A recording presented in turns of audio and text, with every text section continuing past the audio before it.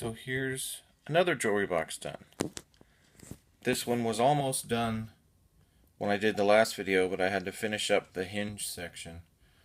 Plus that was for a specific set of people, and this is for somebody else, so I think it's fine to have it separate. But this one, unlike the others, is shorter by about half, meaning the other ones are about this tall.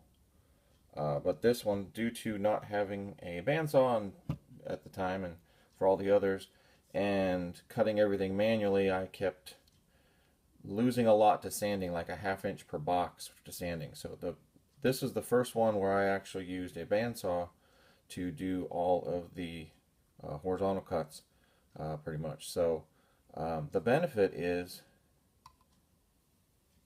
the lid, now granted, is a little top heavy, because it is a shorter box and a somewhat thicker lid, which is also slanted, but it ends up rotating perfectly level on the little washer. So there's a little washer you can sort of see in between there, a little brass washer, just to try and get it up off the surface. All the previous boxes, it sort of rubbed on the insert. This one, it actually just floats perfectly level. So proper tools are awesome. But this one also, because again, each piece is different because of the wood, it has the really pretty grain.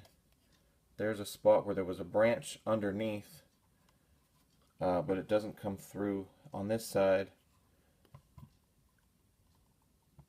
and it doesn't come through on the bottom.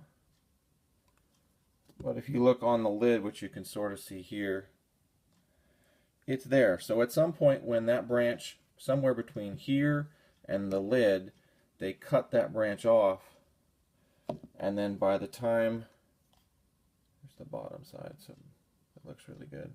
And I just put the little rubber vinyl feet on, but the sides are awesome.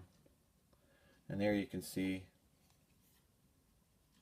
the slant. Again, the slant is due to the way the sanding and other cutting had worked. So, let me see if I can pick this up properly. And that goes around the back, and then this side. So the reason this side is so pretty on a lot of these is that was actually a somewhat dead section.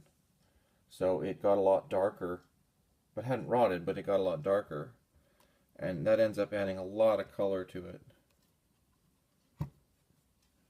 But yeah, so for this one, because it was shorter, I decided to try not to have the side piece and just do the bottom. It's still a removable insert, but yeah, so we'll see. I might have to, we'll see how it goes. I think it's going to be fine if it's a little bit top heavy, because if you put something in, it's like very close to being right. Yeah, so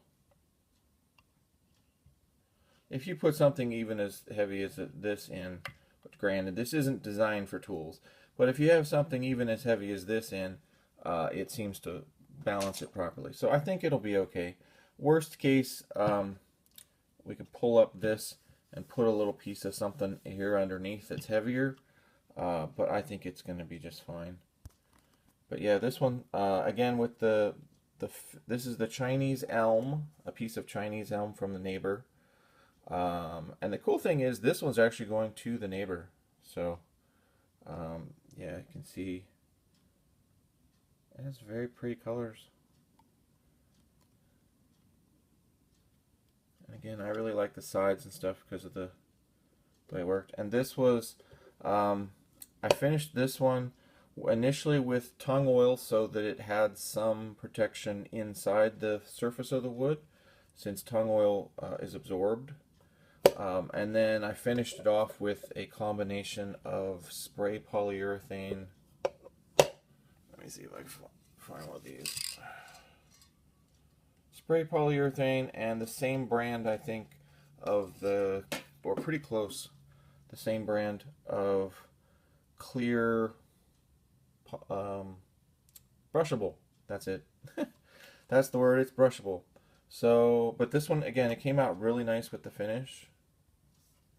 It has a little bit of, but it's very smooth. That's the other thing. It's shiny and smooth. So this way, it ends up being protected, and it works. But yeah, this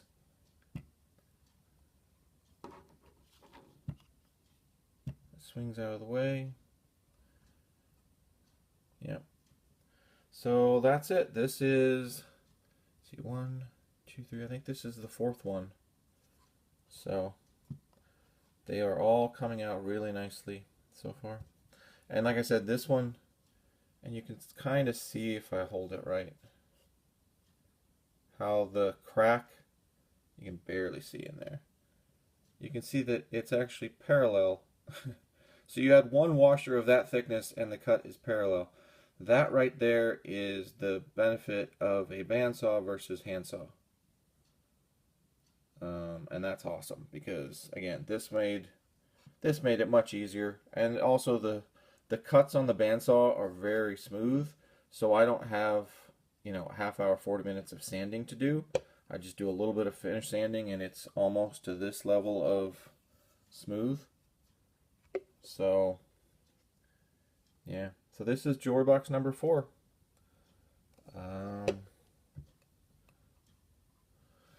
So far so good.